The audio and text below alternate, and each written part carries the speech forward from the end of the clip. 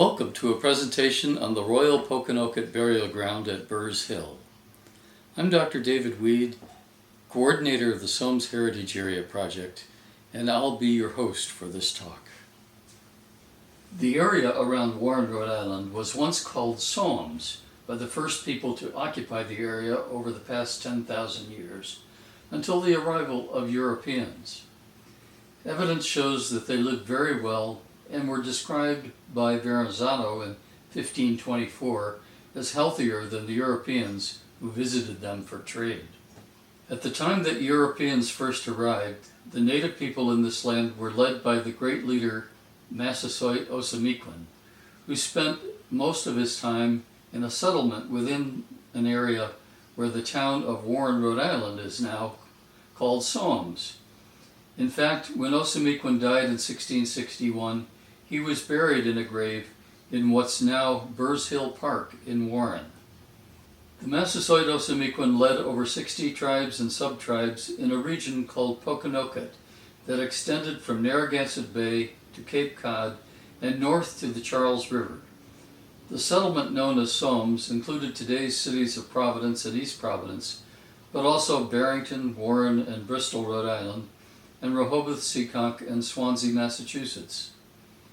Following the King Philip War of 1675-76, his tribe began to be referred to as Wampanoag, though the Massasoit never heard that name.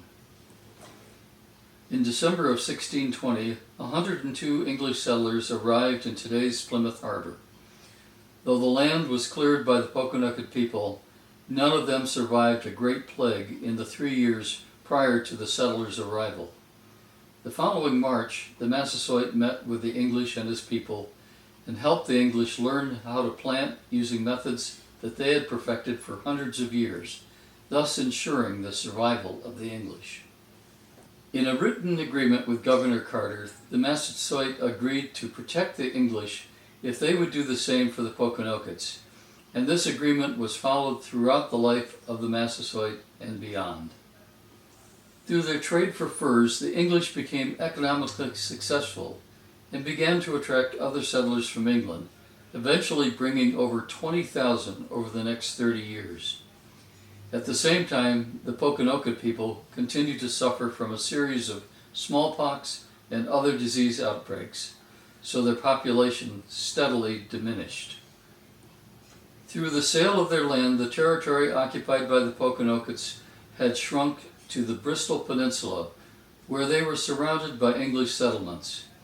English pigs and cows often destroyed native gardens, and the English officials began taking legal action against the Pokanokets that had never been agreed upon. Fearing a complete loss of his culture, Medallians, or King Philip, son of the Massasoit Osamequin, allied the Pokanokets with other tribes and began to systematically drive the English back to England in a conflict known as King Philip's War.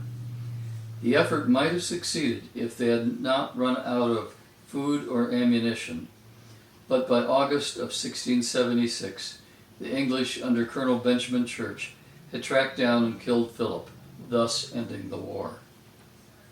During this period of time in the 1600s, the Pokanokets had established a royal burial ground at the northern end of their land on the Bristol Peninsula.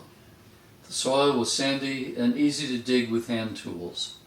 The site also looked over the Warren River toward the setting sun, where the dead were believed to go. Tribal sachems and other important people were buried, along with items that they might use in the next life. Many of these items, including what they had acquired during that time from trade with the English and Dutch, were found there. Burials made probably during the quarter century or less preceding the King Philip War, and possibly during the war, included some of the objects that postdate the war by a quarter century or more. While most of the objects buried were either made in Europe or influenced by European technology, they were incorporated into traditional burial practices.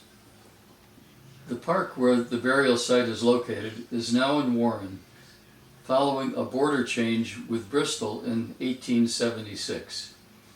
The 14-mile East Bay bicycle path which was constructed on railroad right-of-way that was built in 1854, runs along the eastern border of the park.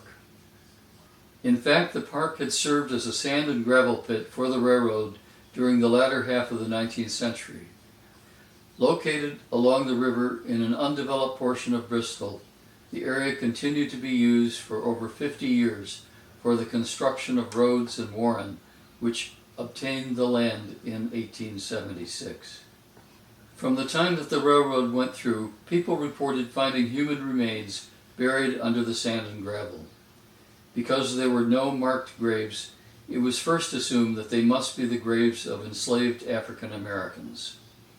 In October of 1870, William Child exhumed an Indian skeleton buried in a sitting position with a bowl used for cooking. As in most cases, he was carting gravel from Burr's Hill to repair streets in town, a common practice at the time. There was no report of what happened to the skeleton or the bowl fragments. The next week, the Warren Gazette reported that Indian remains were found next to a 6-foot length of chain used to hold cooking utensils over the fire, along with several finger rings, beads, a stone pestle, brass vessel fragments, and pieces of cloth. People were invited to view the objects at the store of Guy Fessenden, one of the early authors of Warren history, who died the next year in 1871. In an article published 9 years later about Burr's Hill becoming the fashionable part of Warren, the construction of Bridge Street produced 4 Indian skeletons that were discovered and thought to be buried prior to the arrival of the Mayflower, though there was no evidence of this. Within a few years, the area around the sand and gravel pit was dotted with houses. An extension of Water Street was then constructed to connect with Bridge Street, making travel around the entire gravel pit possible. As late as 1898, discoveries of more Indian relics at Burr's Hill by workmen excavating were reported in the newspaper. In this case, a clay pipe, an iron pot, an oil stone, a skull, and portions of thigh and hip bones were found. Probably the most important find was reported about this time. The historical record states that Plymouth Governor Bradford sent Edward Winslow and Stephen Hopkins to visit the Massasoit in July of 1621, bringing him a horseman's lace coat. In the late 1800s, Warren historian Virginia Baker reported that an excavated grave in the area of the park contained a roll of gold lace. Furthermore, Ms. Baker reported that a copper chain was also found in the grave, matching the description of the one that Winslow and Hopkins gave the Massasoit in 1621, thus indicating that the grave of the Massasoit Osamequin was in fact located there. The George Hale Library was built in 1888, and its director, Charles Carr, organized a small museum on the second floor. As an amateur archaeologist, Carr was intrigued by the various archaeological finds along the Kickamuit River that he displayed in a large glass case in the museum. Realizing that graves continued to be looted at Burr's Hill, he requested permission from the Providence, Warren, and Bristol Railroad to remove the remaining burial objects. Carr exhumed the contents of 42 burial sites in the northern portion of Burr's Hill during the spring and summer of 1913. He kept a notebook of his findings with sketches of what he found. The notebook is now at the Cornell University Library in Ithaca, New York. The notes attempt to give the locations of each of the graves, but refer only to trees that no longer exist, and sketches of what he found provide little useful information for today's archaeologists. A full-page article was published on August 24, 1913, in the Providence Sunday Journal, entitled "Probing the Secrets of Psalms, Forgotten Graves," and describing what Carr and his associate had found that summer at Burr's Hill. In the article, librarian Carr says that the graves he examined, he found generally the bodies were laid upon the right side with the right hand placed under the head and the knees drawn up to the chin. The interments were found at the north end of the plot, and I should say that there have been at least 60 of these, he is quoted as saying. The article contains the only known photographs of Carr during his dig. In one can be seen the only known photograph of Carr himself with his shirt sleeves rolled up and a cap on his head as he pauses during his work. One intriguing finding was a number of rings with religious inscriptions which indicate an origin older than the Plymouth settlement of 1620.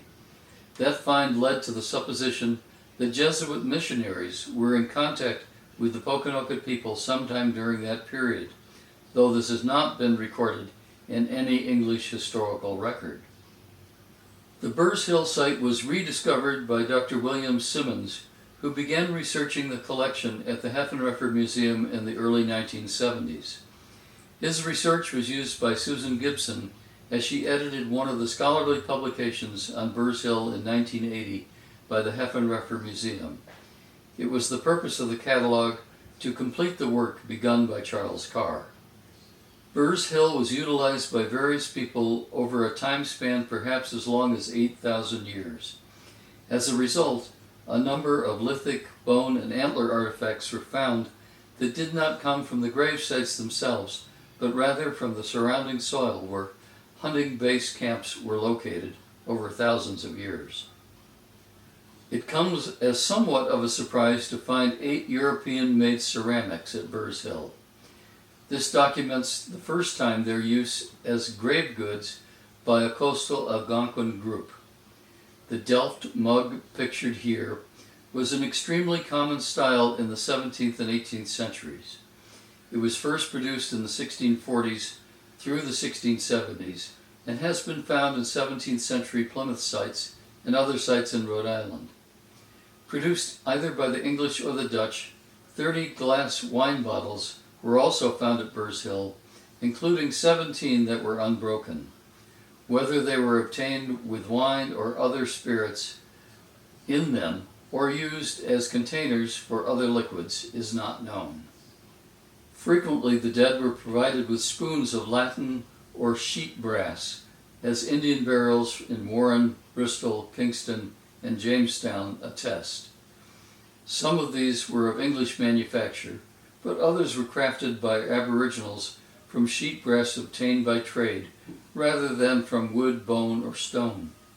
Most date from the latter half of the 17th century, and some were worn as pendants or other forms of personal adornment.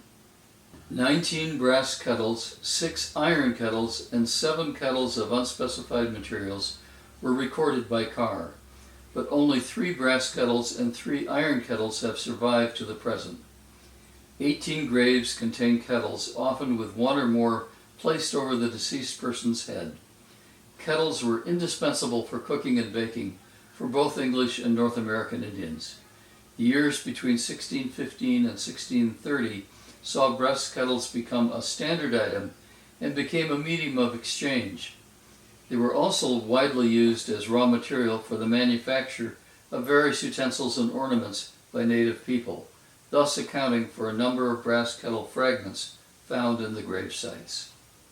Matting and basketry were essential items used in almost every facet of daily life, and they were transported from camp to camp until they were too old and worn out to be of further use. Made from bulrushes, bent grass, maize husks, wild hemp, flag leaves, basswood fiber, and even the bark of linden and slippery elm trees, Pokanoket women wore a variety of mats for houses, mattresses, cloaks, and linings for storage pits and graves. The Burr's Hill site contains 66 fragments of Aboriginal textile materials of different materials and weaving techniques. Prior to 1650, most of the fabrics imported into North American colonies came from England or Holland. All but 2 of the 73 fabric fragments from Burr's Hill are of wool. 23 blanket fragments, like the one pictured, all of which appear to be part of a single specimen, were in remarkably good condition. The background color is white, with patterned stripes of red, blue-green, and brown. Objects made from iron comprise one of the largest single categories of artifacts excavated from burials at Burr's Hill. These include hoes, trade axes, knives, keys, nails, hammerheads, scissors, horseshoes, and chains. The 6 narrow hoes excavated from Burr's Hill differ from the broad hoes not only in overall shape, but also in the variety of their eye shapes.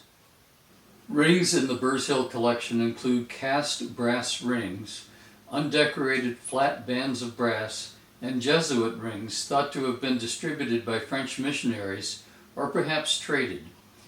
2 medallions were taken from the Burr's Hill site depicting the bust of a man with a mustache and goatee wearing a coat with a high Elizabethan collar. Struck in 1615, it commemorates the election of Prince Maurice to the English Order of Knights of the Garter. A brass comb with a cut-out figure of a bird was probably made from some other European object, probably by a Native American of the time. The Burr's Hill collection includes a large number of tubular and discoidal shell beads strung on hemp or sinew. The large assemblage of wampum at Burr's Hill indicates extensive contacts with the colonists, since they were given monetary value between 1627 and the early 1660s. A variety of glass trade beads were used for personal ornamentation and tribute, and numbered about 5,000 in 46 different types. The majority fall within the 1660-1677 time period and could have been of English, Dutch, or even Venetian origin. Carr intended to publish a monograph on the site, but never completed it as he left Warren in 1916 due to failing health and passed away in Liberty, New York in January 1918 at the age of 40. Items in his collection were sold by his widow to the Museum of the American Indian Hay Foundation in New York. Items not retained at the Charles Whipple Greene Museum at the George Hale Library in Warren were taken by Rudolf Heffenreffer for his collection in Bristol.